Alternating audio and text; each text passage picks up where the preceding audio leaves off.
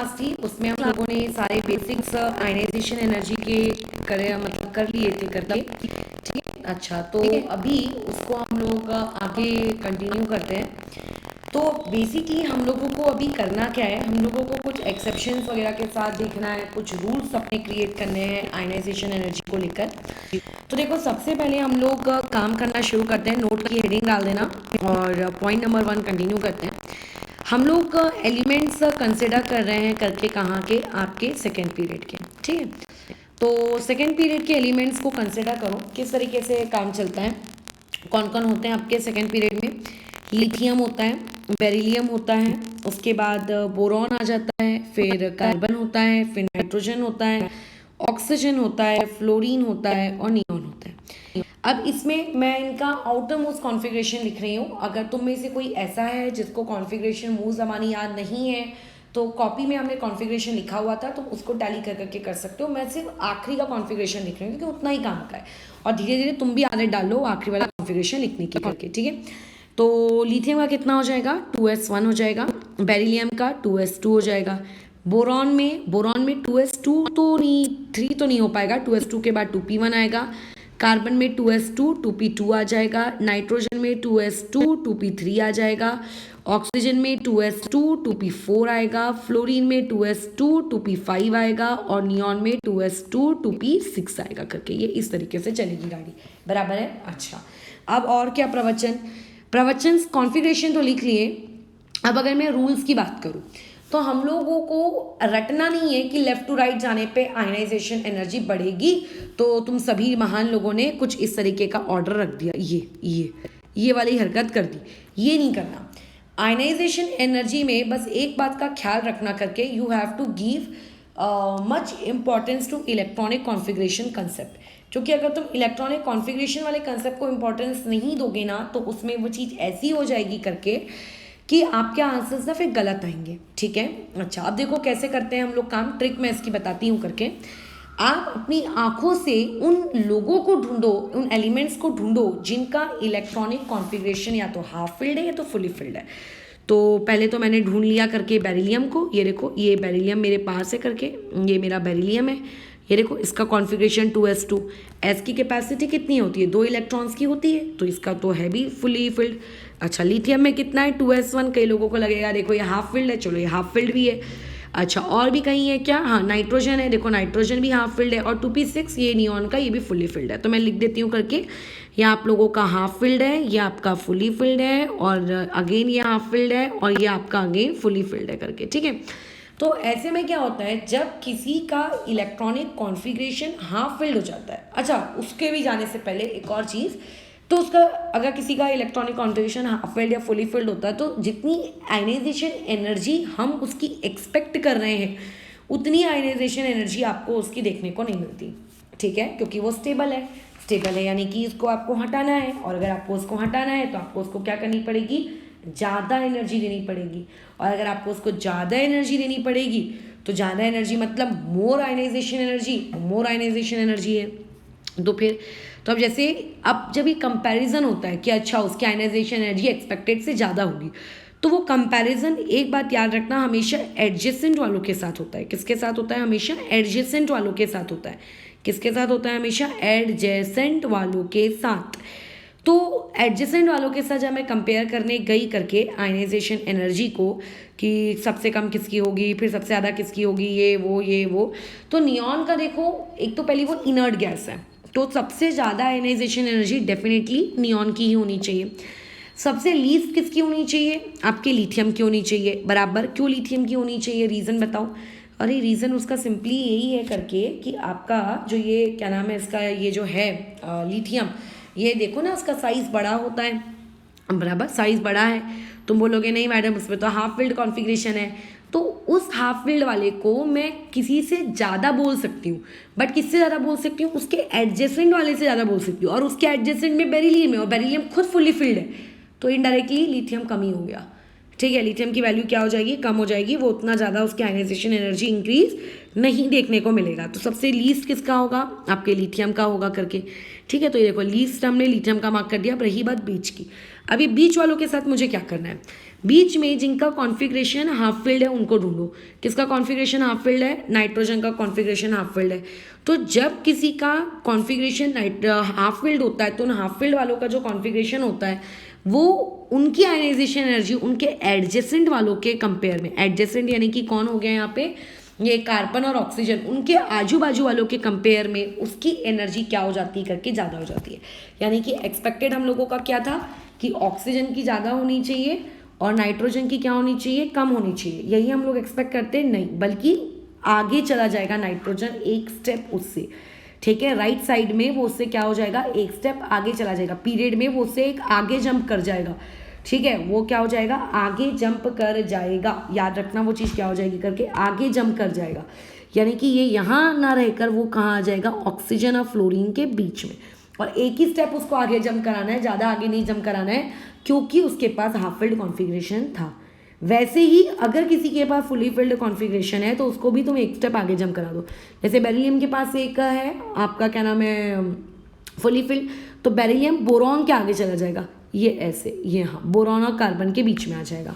तो इस हिसाब से ये जो है आप लोगों का सही एक्चुअल आयनाइजेशन एनर्जी का ऑर्डर क्या बनेगा, लिथियम, लिथियम के बाद आएगा आप लोगों का क्या, लिथियम के बाद क्या, लिथियम के बाद क्योंकि बेरिलियम तो हट गया तो आएगा बोरॉन, बोरॉन के बाद आएगा बेरिलियम, बेरिलियम के बाद आएगा कार्बन, कार्बन के बाद आना चाहिए कौन, नाइट्रोजन, बट नाइट्रोजन नहीं आएगा क्योंकि नाइट्रोजन तो आगे खिसक गया हाफ फिल्ड की वजह से, तो आएगा ऑक्सीजन, फिर आएगा नाइट्रोजन और उसके बाद तो कोई दिक्कत ही नहीं है। हाँ, अब इसमें 2-3 लोगों को या कुछ लोगों को ऐसा डाउट होता है करके कि आपने हीलियम सॉरी लिथियम को क्यों नहीं शिफ्ट कराया, लिथियम को मैंने एक स्टेप आगे क्यों शिफ्ट नहीं कराया। तो तुम खुद सोचो, जस्ट लॉजिक लगाओ कि अगर मैं इस लिथियम को भी एक स्टेप यहाँ आगे शिफ्ट कराती तो तुम्हारे अकॉर्डिंग वो लिथियम बेरिलियम के आगे आ जाता है ना, और बेरिलियम फिर आगे कूद के चला जाता। तो बेसिकली क्या हो रहा है करके, बेसिकली वाली चीज़ क्या हो रही है करके आगे ही जा रही है ना, तो वही आंसर आ रहा है। तो ये हो गया हम लोगों का फर्स्ट पीरियड में किस तरीके से वेरिएशन होता है करके, किस चीज़ का, आप लोगों की आयनाइजेशन एनर्जी का करके। ठीक है, तो लिथियम ये इस तरीके से। अच्छा, अब इसका जो ग्राफ है, इसका ग्राफिकल रिप्रेजेंटेशन देखो तुम लोगों को, जो तुम लोगों की शीट है उस शीट में भी पेज नंबर कौन सा है करके 18, पेज नंबर 18 में अगर तुम जाओगे तो पेज नंबर 18 में आप लोगों को एक ग्राफ मिलेगा। वो ग्राफ में तुम्हें एग्जैक्टली वैल्यूज दी हुई है जो कि तुम्हें बिल्कुल नहीं रटनी है कि किस अल्कली मेटल की आयनाइजेशन एनर्जी कितनी कितनी है। जैसे ग्राफ उसका कुछ ऐसा है, लिथियम है, उसके बाद बेरिलियम तक बढ़ी, फिर उसके बाद बोरॉन में क्या हो गई है, उसकी आयनाइजेशन एनर्जी ऐसे घट गई है, बट लिथियम से भी नीचे नहीं आएगी, उतनी नीचे नहीं आएगी। फिर अगेन कार्बन में बढ़ रही है, ठीक है, कार्बन में बढ़ी।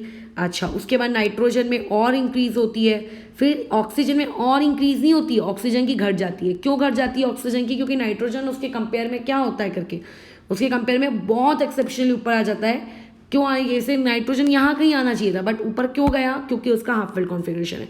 फिर फ्लोरीन और उसके बाद नियॉन, यानी कि जो तुम्हारे फर्स्ट पीरियड के, यानी कि जो सेकेंड पीरियड के लोग हैं, उन सेकेंड पीरियड के लोग में कुछ इस तरीके का पैटर्न आयनाइजेशन एनर्जी का चलेगा करके। ठीक है, शीट में तुम्हें आयनाइजेशन एनर्जी की वैल्यूज़ भी दी हुई है, तुम डायरेक्टली क्या कर सकते हो, उसको रेफर भी कर सकते हो, लेकिन हाँ वो वैल्यूज़ वगैरह तुम्हें कोई रट्टा नहीं मारनी है। तो सिंपल क्या किया करो, तुम जैसा एक्सपेक्ट कर रहे हो कि लेफ्ट टू राइट जाने पे बढ़ेगा, कायदे से उस ऑर्डर में जमा लिया करो। उसके बाद फिर नीचे उनका इलेक्ट्रॉनिक कॉन्फ़िगरेशन लिखा करो, और फिर उस इलेक्ट्रॉनिक कॉन्फ़िगरेशन को अगर किसी का हाफ फिल्ड है तो उन्हें एक स्टेप आगे जंप करा दिया, लेकिन पहले अरेंज करना, उसके बाद उनको एक स्टेप क्या करना, आगे जंप करवाना करके। ठीक है, ये इस तरीके से उनका काम चलना चाहिए। अच्छा, अभी ये हो गया आपका नोट नंबर 1।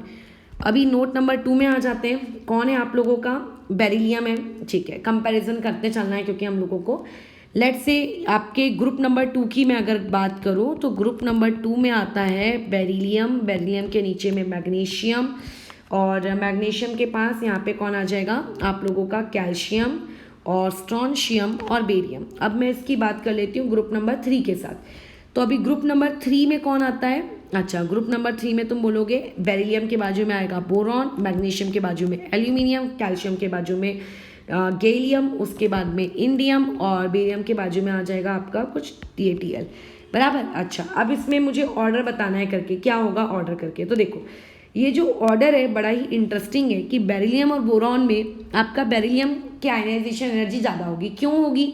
अरे ग्रुप 2 से ग्रुप 3 जा रहे हो, यानी कि अलॉन्ग पीरियड ही तो जा रहे हो, और अलॉन्ग पीरियड जाने पे क्या होगा, अलॉन्ग पीरियड जाने पे क्या होगा, साइज आप लोगों का उतना ही छोटा होता जाएगा, राइट। आप बोलोगे साइज उतना ही छोटा होता जाएगा, साइज छोटा होता जाएगा तो तुम्हारे हिसाब से तो आयनाइजेशन एनर्जी क्या होनी चाहिए थी करके, बढ़नी चाहिए थी। यहाँ पे आयनाइजेशन एनर्जी क्यों नहीं बढ़ी? क्योंकि अभी अभी हमने ऊपर देखा कि बेरिलियम में फुली फिल्ड कॉन्फ़िगरेशन है।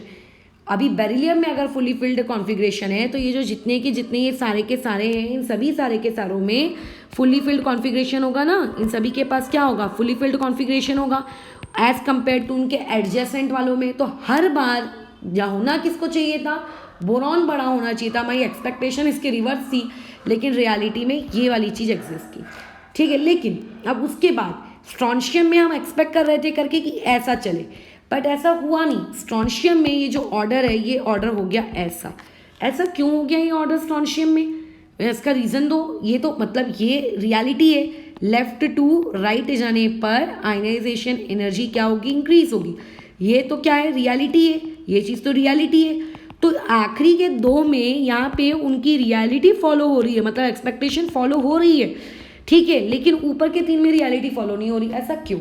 क्योंकि जब मैं बात करती हूँ स्ट्रॉन्शियम की, या फिर जब हम लोग बात करते हैं बेरियम की, तो देखो स्ट्रॉन्शियम तो चलो ठीक है, वो आप लोगों का क्या है करके एक एस ब्लॉक एलिमेंट है। लेकिन जब स्ट्रॉन्शियम से मैं मूव करूँगी इंडियम पे, तो स्ट्रॉन्शियम से इंडियम मूव करते वक्त आप लोगों के पास क्या आ जाता है करके, डी ब्लॉक क्या डी एलिमेंट्स होते हैं। तो बोलोगे ऊपर भी होते हैं, मतलब ठीक है। लेकिन जब आप बेरियम की बात करते हो तो बेरियम से जब आप Tl तक जाते हो तो बीच में डी एलिमेंट्स के अलावा वहाँ पे F इलेक्ट्रॉन्स भी इंट्रोड्यूस हो जाते हैं, यानी कि यहाँ पे D इलेक्ट्रॉन्स भी हैं एंड साथ ही साथ में यहाँ पे F इलेक्ट्रॉन्स भी हैं। लेकिन स्ट्रॉन्शियम में मात्र D इलेक्ट्रॉन्स हैं, यानी कि स्ट्रॉन्शियम से बेरियम जाते वक्त, नीचे आते वक्त पहली बार जिंदगी में क्या हुआ है करके F इलेक्ट्रॉन्स इंट्रोड्यूस हुआ है। और तुम्हें तो पता है कि बिकॉज जो आपके F इलेक्ट्रॉन्स होते हैं उन लोगों का जो शील्डिंग होती है, वो शील्डिंग क्या होती है, उतनी ही गंदी होती है। Shielding effect is very poor, ठीक है। उनका जो शील्डिंग इफेक्ट होता है वेरी बैड, वेरी पुअर। तो क्योंकि उनका शील्डिंग इफेक्ट वेरी पुअर है, तो देयरफॉर शील्डिंग इफेक्ट पुअर होने की वजह से क्या होगा, शील्डिंग इफेक्ट का आप लोगों के क्या नाम है इसका, आयनाइजेशन एनर्जी के साथ कैसा रिलेशनशिप है, अभी अभी हम लोगों ने ऊपर डिराइव किया था, कहाँ चला गया, ये इनवर्स रिलेशनशिप है। तो क्योंकि शील्डिंग इफेक्ट पुअर है, गंदा है, कम है, तो आयनाइजेशन एनर्जी उतनी ही क्या हो जाती है, ज़्यादा हो जाती है, ठीक है। अब किसी का डाउट आएगा कि कैल्शियम से स्ट्रॉन्शियम जाते वक्त क्यों नहीं हुआ, क्योंकि कैल्शियम में भी डी है और स्ट्रॉन्शियम में भी डी है, what's the difference, no difference, ठीक है। यही सेम लॉजिक पे हम लोग अगर डिस्कशन करें, यही सेम लॉजिक, तो इसी सेम लॉजिक को अगर मैं पकड़ के बैठूँ, तो जो तुम्हारा ग्रुप नंबर 15 होता है, ठीक है, और जो तुम्हारा ग्रुप नंबर 16 होता है, उस ग्रुप नंबर 15 और ग्रुप नंबर 16 में भी यही सेम पैटर्न देखने को मिलेगा।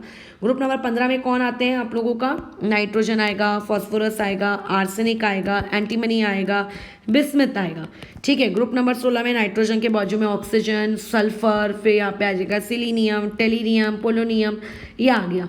तो इसमें जब मैं नाइट्रोजन और ऑक्सीजन में मैं एक्सपेक्ट करती थी कि ऑक्सीजन की ज़्यादा होना चाहिए, क्योंकि लेफ्ट टू राइट जाते वक्त, ठीक है, जो लेफ्ट टू राइट जाते वक्त क्या होता है करके, साइज घटता है, साइज घटने की वजह से आयनाइजेशन एनर्जी बढ़ेगी।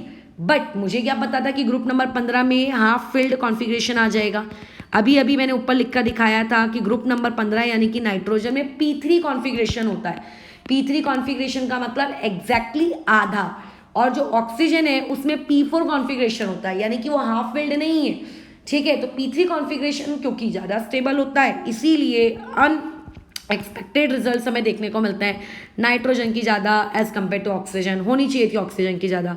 सिमिलरली फॉस्फोरस की ज़्यादा हो जाएगी, आर्सेनिक की ज़्यादा हो जाएगी। लेकिन अगेन यहाँ पे सेम वही होगा, एंटीमनी टेलीरियम, एंटीमनी की कम, टेलीरियम की ज़्यादा, बिस्मथ की कम, पोलोनियम की ज़्यादा। इसका भी वही सेम रीज़न है जो मैंने ऊपर लिख कर दिया है। क्यों ऐसा ग्रुप नंबर 2 से ग्रुप नंबर 13 में जाते वक्त क्यों हुआ, because group number 2 have fully filled configuration while the group number 15 have a half filled configuration. तो because of this fully filled and because of this half filled configuration ये observations हमको देखने को मिलती है, लेकिन आखिरी के दो में नहीं। क्यों आखिरी के दो में नहीं? बिकॉज उन आखिरी के दो में F इलेक्ट्रॉन्स आ जाते हैं और F इलेक्ट्रॉन्स क्या कर देते हैं करके जो शील्डिंग होती है उसको बहुत कम कर देते हैं। क्योंकि शील्डिंग बहुत कम हो जाती है, so because of low shielding उनका जो साइज होता है वो क्या हो जाता है, छोटा हो जाता है। बिकॉज ऑफ छोटा साइज उनकी आयनाइजेशन एनर्जी क्या हो जाती है, डिक्रीज हो जाती है, सॉरी इंक्रीज हो जाती है। अब आ जाते हैं पॉइंट नंबर 3 में। पॉइंट नंबर 3 में हम लोग ग्रुप के एलिमेंट्स उठाते हैं करके। कोई भी ग्रुप के एलिमेंट्स को उठा लो तुम, जैसे हमने लिथियम वाले पे डिस्कशन किया था। सॉरी लिथियम उठा लो, लिथियम आता है, सोडियम आता है, ग्रुप नंबर 1 पोटेशियम आएगा, रुबीडियम आएगा, सीशियम आएगा, फ्रांसीशियम आएगा। नीचे जाने पे साइज बढ़ता है। साइज बढ़ने से आप लोगों का जो इलेक्ट्रॉन होगा वो लूजली हेल्ड होगा, और क्योंकि वो लूजली होल्ड होगा तो देयरफॉर बहुत ही ईजी होगा उसको निकाल लेना।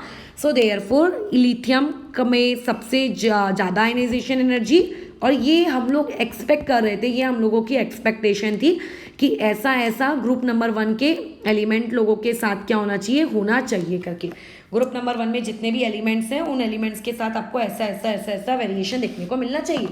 ओके तो अभी लेकिन जब एक्सपेरिमेंटल डेटा से वैल्यूज़ निकाली गई, फैक्ट्स देखे गए, तो हमने ये पाया कि बेसिकली जब हम लोग लिथियम से सोडियम और सोडियम से पोटेशियम जाते हैं और रुबीडियम जाते हैं और जब सीशियम जाते हैं तो सही में आयनाइजेशन एनर्जी डिक्रीज होती है। और उनका जो ग्राफ होता है, जिनका ग्राफ कुछ इस प्रकार से होगा, सबसे हाई किसकी होगी, लिथियम की, उससे कम किसकी हो जाती है, सोडियम की, उससे कम फिर किसकी होती है, पोटेशियम की। फिर ये ऐसा डिक्रीज देखने को मिलता है, तुम्हें ऐसे में डिक्रीज देखने को मिलेगा, और उसके बाद अचानक से सीशियम की सबसे कम हो जाएगी। फ्रांसीशियम रेडियो एक्टिव है तो therefore we are not considering it at all करके। ठीक है, ये हम लोगों ने वेरिएशन ग्रुप में देखा। ग्रुप में और भी तो एलिमेंट्स होते हैं, इन्हीं का वेरिएशन क्यों, उनका क्यों नहीं, तो चलो इनके वेरिएशन में भी आ जाते हैं। ग्रुप नंबर 2 में आ जाओ। ग्रुप नंबर 2 के एलिमेंट्स कौन होते हैं, बेरिलियम होता है, मैग्नीशियम होता है, कैल्शियम होता है। ठीक है, अच्छा उसके बाद फिर क्या होता है आपका, स्ट्रोंशियम होता है, फिर बेरियम होता है, और उसके बाद फिर रेडियम होता है। तो हमें ऐसा लगता है करके, ठीक है, हमें ऐसा लगता है करके कि आप लोगों की जो ग्रुप नंबर 1 में, ठीक है, जो ऑर्डर चला है वही ऑर्डर आप लोगों का सेम तरीके से कहाँ चलना चाहिए करके ग्रुप नंबर 2 में भी चलना चाहिए, राइट। तो ऐसे केस में आप लोगों का ये ऑर्डर थोड़ा सा क्या हो जाता है करके, बदल जाता है करके। क्यों बदल जाता है वो हम लोगों को चेक करना है। ठीक है, देखो तो बेरिलियम और मैग्नीशियम अगर मैं कंपेयर करूंगी तो सभी के सभी आप लोगों के क्या हैं करके, हाफ फिल्ड नहीं फुली फिल्ड है। तो फुली फिल्ड तो सभी हैं, तो अब डायरेक्ट एक ही फैक्टर लगाएंगे हम लोग, कौन सा, साइज वाला। तो ऐसे केस में देखो ये क्या हो गया, बेरिलियम ज़्यादा होगा, मैग्नीशियम में कम हो जाएगी, कैल्शियम में और कम हो जाएगी, स्ट्रोंशियम उससे कम हो जाएगा। लेकिन अब आखिरी के जो ये 2 महारथी लोग हैं, ये लोग तुम्हें देते हैं एक बहुत बड़ा धोखा। हम एक्सपेक्ट कर रहे थे कि ऊपर में जैसे आपकी आयनाइजेशन एनर्जी कंटिन्यूस डिक्रीज होती जा रही थी, यहाँ पे कंटिन्यूस डिक्रीज नहीं होती है। यहाँ पे जो आपका बेरिलियम होता है, बेरियम होता है, इस बेरियम की आयनाइजेशन एनर्जी ज़्यादा होनी चाहिए थी as compare to radium, but barium की आयनाइजेशन एनर्जी क्या हो जाती है करके, कम हो जाती है as compare to radium. This is an exception और ये आपको याद रखना है। अब ऐसा क्यों हुआ बताओ, तो बहुत ही सिंपल सा लॉजिक है, because of 4f electron. Again 4f electron, poor shielding, high ionisation energy, खत्म हो गया टॉपिक बस। या फिर इसको तुम सिंपल से ये भी कह सकते हो, पुअर शील्डिंग इफेक्ट था, पुअर शील्डिंग इफेक्ट की वजह से आयनाइजेशन क्या हो गई, बढ़ गई। या फिर एक और इसका रीजन दे सकते हो, लेंथेनाइट कॉन्ट्रैक्शन। ठीक है, लेंथेनाइट्स वहाँ पे क्या होता है करके आप लोगों के लेंथेनाइट कॉन्ट्रैक्शन हमने पढ़ा था, साइज डिक्रीज होने लगता है due to the 4f electron, बल्कि उनका अलग होना चाहिए था करके, बस और कुछ भी नहीं है करके, खत्म। तो ये छोटे छोटे से एक्सेप्शंस हैं, उनको तुम याद रखते जाओगे तो अच्छा रहेगा। पॉइंट नंबर सी में आते हैं। पॉइंट नंबर सी देखो क्या है, ग्रुप नंबर 13 में आ जाओ। बोरॉन आता है, एल्यूमिनियम आता है, गैलियम आता है, इंडियम आता है, थैलियम आता है। अब इसमें वैसे तो तुम्हें पता है, हमने अभी पिछले ये चैप्टर एक्सरसाइज में ही पढ़ा था कि एल्यूमिनियम और जो गैलियम का साइज होता है वो अप्रॉक्सीमेटली क्या होता है, इक्वल होता है। अच्छा, पहली बात तो जब तुम बोरॉन से एल्यूमिनियम मूव करोगे तो एल्यूमिनियम का size as compare to boron क्या होता है करके ज़्यादा होता है, सो देयरफॉर उनकी आयनाइजेशन एनर्जी में बोरॉन ज़्यादा आएगा। बट जब तुम एल्यूमिनियम वर्सेस गैलियम को कंपेयर करोगे तो क्योंकि हमने प्रीवियस वीडियो में सीखा है एटॉमिक साइज के कि एल्यूमिनियम और जो गैलियम होता है इनका जो साइज होता है वो अप्रॉक्सीमेटली इक्वल होता है, लेकिन एल्यूमिनियम में कोई डी इलेक्ट्रॉन नहीं होते, ठीक है, इनमें से पी इलेक्ट्रॉन्स होते हैं, और जो गैलियम होता है इनमें पी इलेक्ट्रॉन भी होते हैं और इनमें डी इलेक्ट्रॉन भी होते हैं, मतलब फर्स्ट टाइम डी इलेक्ट्रॉन वहाँ इंट्रोड्यूस हुआ है। और क्योंकि वहाँ पे first time D electron introduce हुआ है तो देयरफॉर वहाँ पे जो शील्डिंग इफेक्ट होता है वो शील्डिंग इफेक्ट बहुत ही क्या हो जाता है, घट जाता है। और शील्डिंग इफेक्ट घट जाता है तो तुम्हें तो पता ही है करके कि आयनाइजेशन एनर्जी क्या हो जाती है करके, बढ़ जाती है, ठीक है, आयनाइजेशन एनर्जी बढ़ेगी। तो देयरफॉर भले एल्यूमिनियम का साइज गैलियम के साइज के अप्रॉक्स आ गया है, बट आयनाइजेशन एनर्जी को अप्रॉक्स मत कर देना। आयनाइजेशन एनर्जी में गैलियम की energy as compare to aluminium ज़्यादा होती है। अच्छा, गैलियम वर्सेस इंडियम अगर मैं कंपेयर करूं तो गैलियम में भी डी इलेक्ट्रॉन्स है, इंडियम में भी डी इलेक्ट्रॉन्स है, नो चेंज। तो अगेन किसकी ज़्यादा होगी, ऑब्वियस है गैलियम की ज़्यादा होगी। बट अगेन इंडियम और थैलियम में अगर मुझे कंपेयर करना है तो अगेन थैलियम से वहाँ से एफ इलेक्ट्रॉन इंट्रोड्यूस हो जाते हैं और एफ इलेक्ट्रॉन्स की वजह से फिर से पुअर शील्डिंग होती है, राइट। और पुअर शील्डिंग होने की वजह से यहाँ पे देखो, यहाँ पे सिर्फ क्या थे, डी इलेक्ट्रॉन्स थे, अब यहाँ पे डी भी हैं और एफ भी हैं, तो वेरी वेरी पुअर शील्डिंग, जिसकी वजह से उनका जो आयनाइजेशन एनर्जी है वो भी क्या हो जाता है, बढ़ जाता है। ये ऐसा चलता है। तो ये एक बहुत ही इंपॉर्टेंट ऑर्डर है, हम जो एक्सपेक्ट करते हैं वैसी एक्सपेक्टेशन हमको नहीं मिलती है और उसके अलावा कुछ अजीबोगरीब हमको मिलता है। तो ये सारे ऑर्डर्स आपको याद होने चाहिए। अब जैसे जो तुम लोगों के पास जो शीट है उस शीट के अगर तुम एंडिंग में देखोगे ना तो तुम्हें कुछ ग्राफ बने हुए दिखेंगे, ठीक है, आयनाइजेशन एनर्जी का ग्राफ वगैरह वगैरह, ऐसे तुम्हें कुछ ग्राफ देखने को मिलेंगे। तो जब तुम उन ग्राफ्स में ऑब्जर्व करोगे तो तुम अपने ग्रुप नंबर, मतलब पेज नंबर मैं तुम्हें बता देती हूँ, पेज नंबर, अरे रुको रुको रुको रुको, मेरे पास एक्चुअल में यहाँ से पेज ही मेरा फटा हुआ है शीट का। पेज नंबर 27 के आसपास खोल लेना, वहाँ 26-27 के आसपास तुम्हें ग्राफ है, तो वहाँ पे ग्रुप नंबर 3A का ग्राफ देखना आयनाइजेशन एनर्जी का। ये इसी की बात कर रही हूँ मैं, ये इसी बोरॉन वाले के ग्राफ की बात कर रही हूँ। तो इसका ग्राफ बहुत ही इंटरेस्टिंग रहता है, ये W जैसे फॉर्मेट में रहता है, ठीक है। बोरॉन की एनर्जी ज़्यादा होती है, एल्यूमिनियम की एनर्जी उससे कम होती है। फिर एल्यूमिनियम से गैलियम और एनर्जी कम होनी चाहिए थी ना, एल्यूमिनियम से गैलियम एनर्जी बढ़ जाती है, बट इतनी भी नहीं बढ़ती कि बोरॉन को क्रॉस कर सके, ठीक है, उतनी भी नहीं बढ़ती कि बोरॉन को क्रॉस कर सके, क्योंकि बोरॉन का साइज बहुत छोटा है ना, मतलब साइज बड़ा है, तो नहीं छोटा है, ग्रुप में चल रहे हैं। अच्छा, गैलियम के बाद फिर आता है इंडियम। इंडियम में अगेन आयनाइजेशन एनर्जी ऐसे घट जाती है। क्यों घट जाती है, क्योंकि वहाँ पे ऑलरेडी डी इलेक्ट्रॉन क्या कंपैरिजन, लेकिन जो Tl होता है उस Tl में अगेन क्या हो जाती है, आयनाइजेशन एनर्जी आप लोगों के कुछ इस प्रकार से बढ़ जाती है करके, और इतनी बढ़ती है कि वो गैलियम से भी ज़्यादा हो जाती है। बोरॉन से ऊपर नहीं जाती। जैसे बोरॉन की अगर मैं डेटा की बात करूँ तो 801 अगर ये वैल्यू लिखी है तो यहाँ जो Tl होता है उस Tl की एनर्जी 589 होती है करके, 589। और जो यहाँ पे गैलियम होता है इसकी एनर्जी 579 है और यहाँ पे इसकी 577 है। तो देखो 577 और 579 में ज़्यादा डिफरेंस नहीं है, थोड़ा सा ही आया अप्रॉक्स। क्यों ही थोड़ा सा आया, क्योंकि साइज़ में भी उनका अप्रॉक्सीमेटली ही चलता है। अच्छा, और उसके बाद इंडिया में कितना आ जाता है, 558 करके। तो अगर कोई तुमसे पूछेगा कि ग्रुप नंबर 13 का एक सही ऑर्डर जमाओ तो सही ऑर्डर क्या होगा, बोरॉन सबसे हाई, बोरॉन के बाद उससे ज़्यादा हाई किसका होगा, Tl का होगा। क्यों उसका Tl का आ गया, बिकॉज क्योंकि उसकी जो आयनाइजेशन एनर्जी है वो F इलेक्ट्रॉन्स की वजह से बहुत ज़्यादा बढ़ गई। उसके बाद फिर किसका आएगा, गैलियम का आएगा, उसके बाद किसका आएगा, एल्यूमिनियम का आएगा, और उसके बाद किसका आएगा, इंडियम का आएगा। अब हर इंसान, ये ऑब्वियस है कि ये डेटा तो याद नहीं रख सकता ना, इसकी वैल्यू इतनी, इसकी वैल्यू इतनी, इसकी वैल्यू इतनी, बट हाँ तुम्हें थोड़ी बहुत चीज़ें कैसा याद रखनी पड़ेंगी करके कि अच्छा इसमें ये एक्सेप्शन था करके, इस एक्सेप्शन को मुझे कुछ इस तरीके से क्या करना है करके फॉलो करना है। बाकी उन पेजेस में आयनाइजेशन एनर्जी के अलावा और भी ग्राफ्स हैं, melting point, boiling point, density, उसको तो देखो यार तुम्हें याद रखना ही पड़ेगा। वैसे तो जब हम लोग एस ब्लॉक और पी ब्लॉक पढ़ेंगे तो उनको फिर से उस वक्त पढ़ेंगे ही पढ़ेंगे, लेकिन तब भी अभी याद उसको रखो ही रखो। अच्छा, अब इसमें एक ग्रुप नंबर 14 को भी उठा लेते हैं। कहाँ गया ये, डी पार्ट, एक मिनट, इसमें बैटरी ज़्यादा नहीं बची है। अच्छा, डी पार्ट में आ जाते हैं। डी पार्ट में अब कौन आता है तुम लोगों का, कार्बन। तो कार्बन होता है, सिलिकॉन होता है, जर्मेनियम होता है, स्टैनम यानी कि टीन होता है, और लेड होता है। तो देखो ये ऑर्डर एकदम बराबर फॉलो होगा। क्यों ये ऑर्डर बराबर फॉलो होगा, रीज़न क्योंकि आप जैसे जैसे नीचे जा रहे हो साइज बढ़ रहा है, आयनाइजेशन एनर्जी घट रही है, लेकिन जब आप स्टैनम और पीबी को कंपेयर करते हो तो पीबी का ज़्यादा हो जाता है। सिंपल सा इसका भी है, वही रीज़न है जो ऊपर मैं देती आ रही हूँ, वो रीज़न इसका सिंपली ये है करके कि यहाँ पे फर्स्ट टाइम आप लोगों के 4f इलेक्ट्रॉन्स इंट्रोड्यूस होते हैं, जिनका जो शील्डिंग इफेक्ट होता है वो पुअर शील्डिंग इफेक्ट होता है, और पुअर शील्डिंग इफेक्ट होने की वजह से आयनाइजेशन एनर्जी बढ़ जाती है। तो इस चीज़ का जो हमें अगर ऑर्डर लिखने को कहा जाए तो करेक्ट ऑर्डर हम लोग क्या लिखेंगे? करेक्ट ऑर्डर रहेगा कार्बन, कार्बन के बाद सिलिकॉन, सिलिकॉन के बाद जर्मेनियम, और फिर आ जाएगा आपका पीबी, और पीबी के बाद क्या आएगा? एसएन। ठीक है, ग्राफ अगेन तुम लोगों को इस चीज़ के शीट में दिया ही होगा करके, उस ग्राफ को देख लेना, वो तुम्हें दिख जाएगा करके। ठीक है, कि ग्राफ किस तरीके से। तो ये हो गया हम लोगों का डी ऑर्डर, एक डी वाली भी चीज़ हम लोगों ने कर ली। अच्छा, अभी इसी के अलावा जो तुम लोगों की नाइट्रोजन फैमिली होती है, नाइट्रोजन फैमिली मतलब कौन? नाइट्रोजन आता है, फॉस्फोरस आता है, आर्सेनिक आता है, एसबी आता है, बिस्मथ आता है। इसमें इस तरीके का कुछ भी नहीं है, ये नॉर्मल पैटर्न चलता है, नॉर्मल पैटर्न चलता है।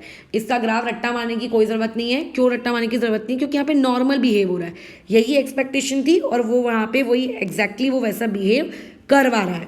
सिमिलरली जो ऑक्सीजन फैमिली होती है, जिसको हम लोग चैल्कोजेंस कहते हैं, ऑक्सीजन के बाद सल्फर, सल्फर के बाद सिलीनियम, सिलीनियम के बाद टेलीरियम, टेलीरियम के बाद पोलोनियम। तो यहाँ पे भी आपको ऐसा कोई एक्सेप्शनल बिहेवियर नहीं दिखेगा करके अरे इसकी वैल्यू तो घटनी चाहिए थी, बढ़ गई। ये भी नॉर्मल बिहेव करता है। और उसके बाद जी पार्ट में आ जाते हैं। जी पार्ट में कौन होते हैं? हेलोजेंस होंगे। तो हेलोजन में फ्लोरीन होगा, क्लोरीन होगा, ब्रोमीन होगा, आयोडीन होगा। तो इसमें भी तुम्हें कोई एक्सेप्शनल बिहेवियर नहीं दिखेगा, ये भी ऑर्डर वैसे ही चलेगा। तो एक्सेप्शनल बिहेवियर आपको कहाँ दिखता है? सिर्फ और सिर्फ सबसे ज़रूरी चीज़ है ग्रुप नंबर 2 में दिखता है एंड ग्रुप नंबर 13 में दिखता है। ठीक है, बाकी यहाँ हर जगह आपको बिहेवियर कैसा दिखता है करके नॉर्मल बिहेव करते हैं ये लोग। जो हम एक्सपेक्ट कर रहे थे उन्हीं एक्सपेक्टेशन को ये लोग फॉलो करते हैं, कुछ भी अंट शंट उठ पटांग काम इनका नहीं चलता। तो ये हमने एस ब्लॉक में बात कर ली, पी ब्लॉक में बात कर ली।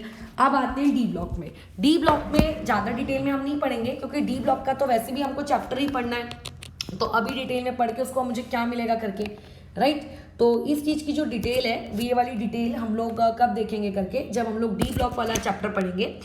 बट फिलहाल के लिए हम लोग डी ब्लॉक के अंदर के भी कुछ एक्सेप्शंस देख लेते हैं। ठीक है, अब वो एक्सेप्शंस क्या हैं, 2 मिनट रुको जरा।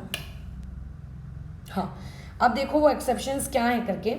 सबसे पहले तुम लोगों को साइज वाला एक्सेप्शन तो याद ही होगा, वो आप लोगों का 3D सीरीज में पहले साइज डिक्रीज होता है, फिर कांस्टेंट हो जाता है, उसके बाद फिर इंक्रीज हो जाता है ना। तो अभी आ जाते हैं नेक्स्ट पॉइंट पे। वैसे कौन सा पॉइंट चल रहा था हम लोगों का? ये नोट्स का पॉइंट नंबर 3। तो यहाँ पे आ गए नोट्स के पॉइंट नंबर 4 में। ठीक है, तो ये हम लोग किसके लिए कर रहे हैं? फॉर डी ब्लॉक एलिमेंट्स कर रहे हैं। पी के लिए कर चुके हैं, अब हम लोग डी ब्लॉक के लिए करते हैं।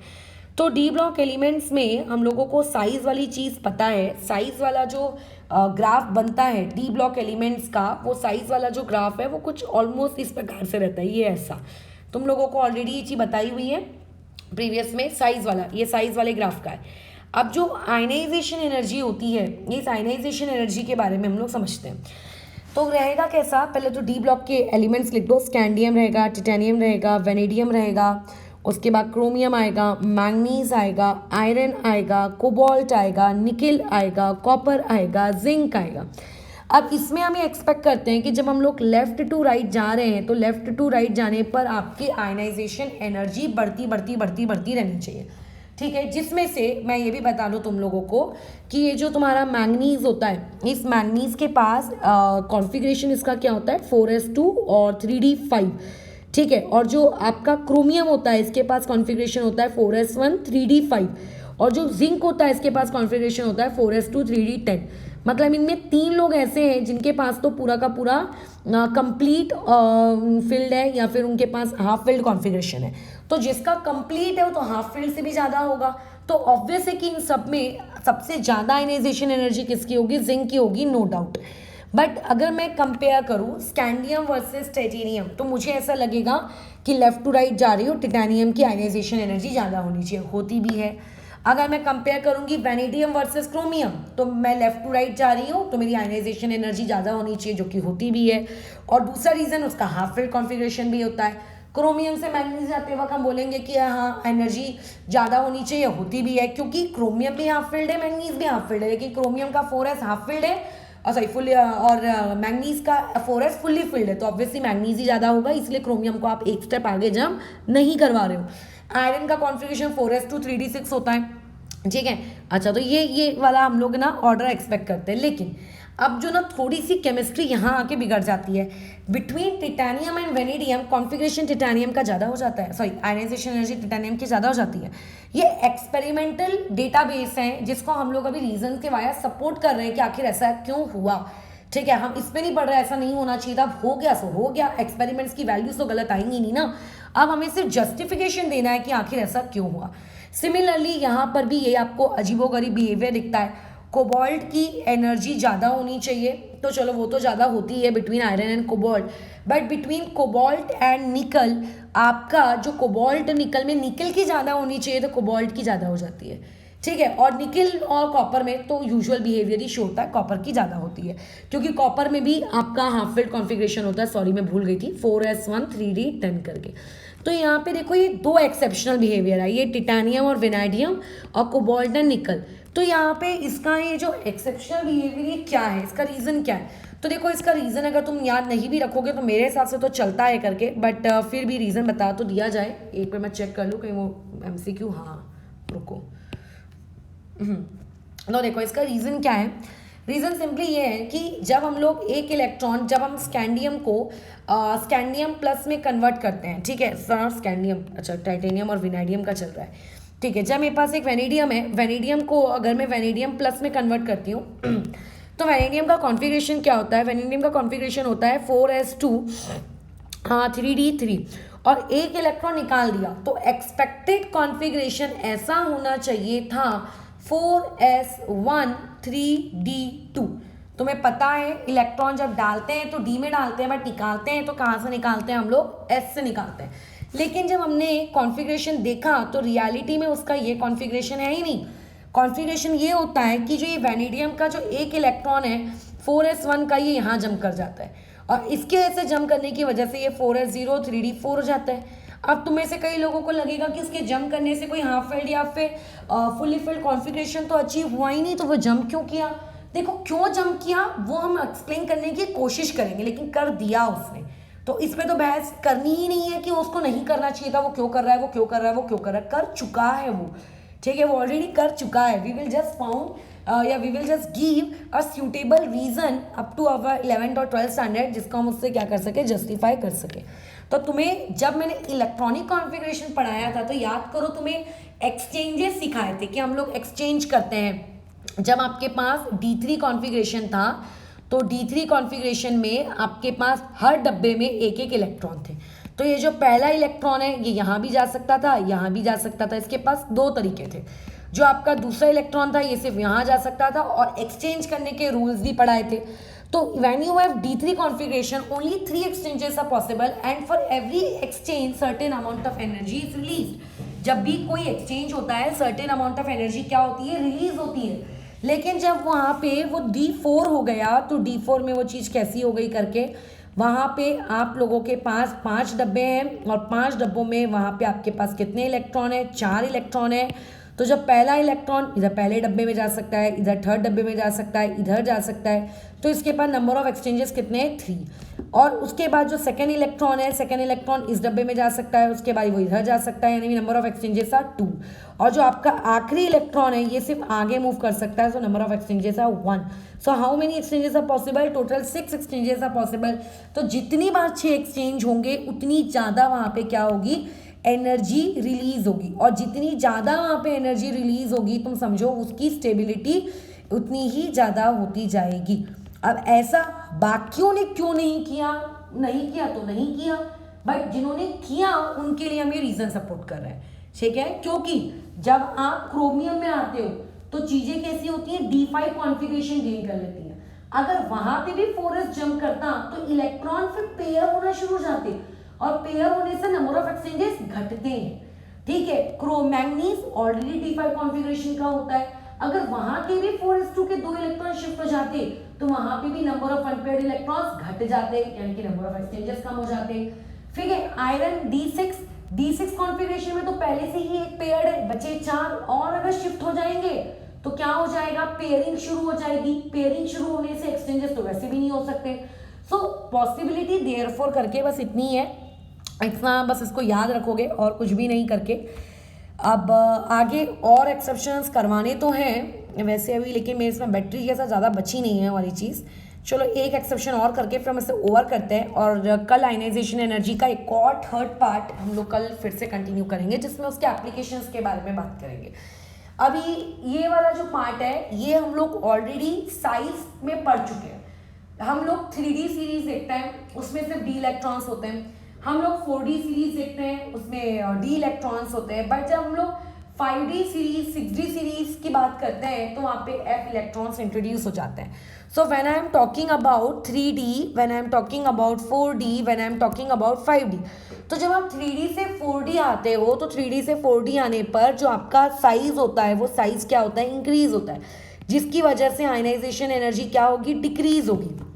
ठीक है, तो किसकी आयनाइजेशन एनर्जी ज़्यादा होगी, 3D की। बट जब तुम 4D से 5D जाते हो तो देखो 4D में डी इलेक्ट्रॉन्स होते हैं। ठीक है, 4D में डी इलेक्ट्रॉन्स होते हैं, लेकिन जो 5D होता है उसमें डी इलेक्ट्रॉन्स भी होते हैं और आपके एफ इलेक्ट्रॉन्स भी होते हैं। क्योंकि when I am talking about 5D that means I am in या I M on 6th period. 5D का मतलब 5th पीरियड नहीं होता है, 5D का मतलब 6th पीरियड होता है, और 6th पीरियड में लैंथेनम के बाद से एफ इलेक्ट्रॉन शुरू हो जाते हैं। और because of this F electrons वहाँ पे आपको पता है करके कि लैंथेनाइट कॉन्ट्रैक्शन होगा, या फिर लैंथेनाइट कॉन्ट्रैक्शन अगर उस बातचीत नहीं भी करनी है तो बिकॉज ऑफ एफ इलेक्ट्रॉन्स उनकी जो शील्डिंग इफेक्ट होगा, उनका वो शील्डिंग इफेक्ट क्या होता है, बहुत ही ज़्यादा पुअर होता है। और क्योंकि उनका शील्डिंग इफेक्ट पुअर होता है तो इसीलिए आयनाइजेशन एनर्जी क्या हो जाती है, बढ़ जाती है। इसीलिए 4D वालों की आयनाइजेशन एनर्जी ज़्यादा होगी, सॉरी 5D वालों की आयनाइजेशन एनर्जी ज़्यादा होगी as compare to those elements which are belonging to which series, 4D series. अभी इसी सीरीज के बेसिस पर मैं दो एक्सेप्शंस बताती हूँ। ये इनमें से एक एक्सेप्शन मैंने साइज वाले में भी बताया, लैंथेनाइट कॉन्ट्रैक्शन के वक्त। तो अभी इसमें देखो एक्सेप्शंस हैं, उन एक्सेप्शन का पहला पार्ट देखो। हम लोग बात करते हैं 3D 4D 5D सीरीज के पहले एलिमेंट्स की। तो 3D का पहला एलिमेंट होता है स्कैंडियम, 4D का पहला एलिमेंट होता है इटीरियम, और 5D का पहला एलिमेंट होता है लैंथेनम। अब तुम में से कई लोग इस चीज के ऊपर वाले रूल को देखकर वो लोग ऐसा एक्सपेक्टेशन रखते हैं कि चलो ऊपर वाला रूल अप्लाई करते हैं, स्कैंडियम की आयनाइजेशन एनर्जी ज़्यादा एज कंपेयर टू इटीरियम, और इटीरियम की आयनाइजेशन एनर्जी कम हो जाएगी और ज़्यादा किसकी हो जाएगी, लैंथेनम की। बट ये गलत है, यहाँ पे रियलिटी पे वर्कआउट करो। वैसे ये कोई एक्सेप्शन नहीं है, बट थोड़ी सी छोटी सी चीज़ है जो आपको अपने भेजे में रखनी है। वो ये कि स्कैंडियम जो होता है, स्कैंडियम में डी इलेक्ट्रॉन होते हैं, इटीरियम में भी डी इलेक्ट्रॉन होते हैं। तो बोलोगे व्हाट्स चेंज, बट लैंथेनम में डी इलेक्ट्रॉन्स होते हैं, उसमें एफ इलेक्ट्रॉन्स नहीं होते। लैंथेनम के बाद से एक्चुअल में एफ इलेक्ट्रॉन्स इंट्रोड्यूस होना शुरू होता है, यानी कि फ्रॉम सीरियम ऑनवर्ड्स। यानी कि लैंथेनम के पास एफ इलेक्ट्रॉन है ही नहीं। तो जब उसके पास एफ इलेक्ट्रॉन है ही नहीं, so why you are applying above rule on this question. इस क्वेश्चन में आप अबोव रूल नहीं लगाओगे। अबोव रूल आप तभी लगाते हो जब आप लोगों के 5D पे एफ इलेक्ट्रॉन इंट्रोड्यूस हो जाते हैं। यहाँ पे लैंथेनम में एफ इलेक्ट्रॉन्स है ही नहीं, उसके पास सिर्फ डी इलेक्ट्रॉन्स है। सो देयरफॉर इसका रियलिटी का ऑर्डर सिंपल सोबर रहेगा, ये खत्म। जो हम लोग नॉर्मल समझते हैं कि नीचे आने पर आयनाइजेशन एनर्जी घटती है, वही इसके साथ हो रहा होगा, बस और कुछ नहीं। वैसे ही अब हम लोग आ जाते हैं नेक्स्ट में, नेक्स्ट वाला और भी आज की क्लास का आखिरी ग्रुप नंबर 8, निकल वाला ग्रुप। निकल के नीचे आता है पीडी, पैलेडियम, और उसके नीचे आता है प्लेटिनम। अब तुम बोलोगे कि क्या अच्छा इसमें भी आप ऊपर वाला रूल नहीं लगाओगे? नहीं, इसका रीजन अलग है। इसको मैं ऊपर के जैसे जस्टिफाई नहीं करूंगी, इसका जस्टिफिकेशन लाई करता है इसके इलेक्ट्रॉनिक कॉन्फ़िगरेशन के पीछे। ठीक है, निकल का इलेक्ट्रॉनिक कॉन्फ़िगरेशन तो तुम में से ऑलमोस्ट सभी लोग करके जानते हैं। निकल का इलेक्ट्रॉनिक कॉन्फ़िगरेशन 28 उसका एटॉमिक नंबर होता है, 4s2 3d8। ठीक है, लेकिन अगर तुम ऐसा सोचोगे कि उसके नीचे आने वाले पैलेडियम का जो कॉन्फ़िगरेशन है वो 5s2 और होना चाहिए और 4d8 होना चाहिए, तो मैं तुम्हें पहले ही बता चुकी थी इलेक्ट्रॉनिक कॉन्फ़िगरेशन वाला टॉपिक पढ़ाते वक्त कि आप जब भी 3D सीरीज पढ़ रहे हो तो आपको दो एक्सेप्शन मिले थे, क्रोमियम और कॉपर, जिन्होंने अपना नॉर्मल इलेक्ट्रॉनिक कॉन्फ़िगरेशन शो नहीं किया। But when you will understand further that is in 4D series और इन 5D सीरीज, तो आपको ऐसे ही एलिमेंट्स मिलेंगे जिनमें ये जो पैटर्न है ये पैटर्न फॉलो नहीं होगा। आपको और ज़्यादा इलेक्ट्रॉनिक मतलब एक्सेप्शन मिलेंगे। जैसे निकल का कितना है 4s2 और 3d8। तो हम ऐसी उम्मीद करते हैं कि पैलेडियम का होना चाहिए 5s2 3d8 4d। हम ऐसी उम्मीद करते हैं कि इलेक्ट्रिक का होना चाहिए 5d8। बट रियलिटी वही है कि निकल का तो कॉन्फ़िगरेशन देखो जो है वही है, 4s2 रहता है 3d8 रहता है। बट जो पैलेडियम होता है, पैलेडियम में एक्सेप्शन आ जाता है, उसका कॉन्फ़िगरेशन होता है 5s0। दोनों इलेक्ट्रॉन्स यहाँ शिफ्ट हो जाते हैं और ये हो जाता है 4d10। इवन आप याद भी रख लेना कि 4d सीरीज में आप लोगों का जो एक एक्सेप्शन है इलेक्ट्रॉनिक कॉन्फ़िगरेशन का वो पैलेडियम है। ठीक है, जब मैं प्लेटिनम के बारे में बात करूंगी तो प्लेटिनम में ऐसा कुछ नहीं होता है, बल्कि प्लेटिनम में एक और अजीबोगरीब होता है। देखो, या तो शिफ्ट नहीं होना चाहिए था या तो दोनों शिफ्ट होने चाहिए, कम से कम फुली फिल्ड हो जाता। तो यहाँ प्लेटिनम में तो और भी अजीब गजब कारनामा होता है। सिर्फ एक इलेक्ट्रॉन शिफ्ट होता है और उसको 5d9 बना देता है। बताओ, ये मतलब ये जो कॉन्फ़िगरेशन के एक्सेप्शंस होते हैं ना, इनको दिमाग में रखना पड़ता है कि अच्छा इसमें ऐसा क्यों हुआ, इसमें ऐसा क्यों हुआ। वो क्यों हुआ वाला जो टॉपिक है उनमें से कुछ का एक्सप्लेनेशन हमारे सिलेबस में है, कुछ का एक्सप्लेनेशन हमारे सिलेबस में नहीं है। तो जिनका है वो तो हम लोग डीएनएफ ब्लॉक में पढ़ ही लेंगे। बट कुछ इतने इंपॉर्टेंट एलिमेंट्स होते हैं जिनके कॉन्फ़िगरेशन हमें पता होने चाहिए करके। तो अभी देखो, निकेल और पैलेडियम में तुम ऑब्जर्व करो, हम एक्सपेक्ट कर रहे थे, हमारी एक्सपेक्टेशन ऐसी थी कि इसमें मैंने ऊपर जो आप लोगों को रूल लिखवाया है, हाँ, उस रूल के अकॉर्डिंग तुम ये बोलने वाले थे करके, क्योंकि निकल में डी इलेक्ट्रॉन होता है तो निकल का इलेक्ट्रॉनिक मतलब आयनाइजेशन एनर्जी पैलेडियम से सबसे ज़्यादा होगी। और पीटी जब आता है तो पीटी के आने से पहले वहाँ पर एफ इलेक्ट्रॉन्स आ जाते हैं, तो इसीलिए पीटी का ज़्यादा होगा इस रूल के अकॉर्डिंग, ये इस रूल नंबर 5 के अकॉर्डिंग। बट जब हम लोगों ने रियलिटी पे वर्कआउट किया तो रियलिटी ऐसी नहीं हुई। रियलिटी के लिए हमने रीज़न खोजना शुरू किया, तो रीज़न ये देखा कि निकल के नीचे आने वाला पैलेडियम भले ही उससे साइज में बड़ा है, लेकिन size versus electron half filled fully filled में कौन डोमिनेटिंग होता है, हाफ फिल्ड और फुली फिल्ड डोमिनेटिंग होता है। देयरफॉर प्लैटिनम पैलेडियम क्योंकि फुली फिल्ड कॉन्फ़िगरेशन है तो पैलेडियम का जो रहेगा आयनाइजेशन एनर्जी वो आपके निकल से क्या हो जाएगा, बड़ा हो जाएगा। ये ऐसे, ठीक है, निकल से क्या हो गया, बड़ा हो गया। Then we are talking about what, platinum. Platinum और प्लैटिनम का बड़ा तो होना ही था। क्यों होना था? क्योंकि when we are moving from Pd to Pt वो उसकी आयनाइजेशन एनर्जी 4f इलेक्ट्रॉन्स की वजह से बढ़ी है। लेकिन यहाँ पे देखो क्या उम्मीद थी और देखो हुआ क्या। तो यहाँ पे ऐसा एक्सेप्शन क्यों देखने को मिला? Due to electronic configuration. और ऐसा एक्सेप्शन आपको उन हर जगह देखने को मिलेगा जहाँ पे बिहेवियर एबनॉर्मल है, ठीक है, जहाँ पे आपका बिहेवियर कैसा है, एबनॉर्मल। जैसे जो आपका कोबाल्ट होता है, कोबाल्ट के नीचे में रोडियम आता है, तो वहां पे भी कोबाल्ट और रोडियम में ये एक्सेप्शनल बिहेवियर देखने को मिलेगा। क्यों देखने को मिलेगा?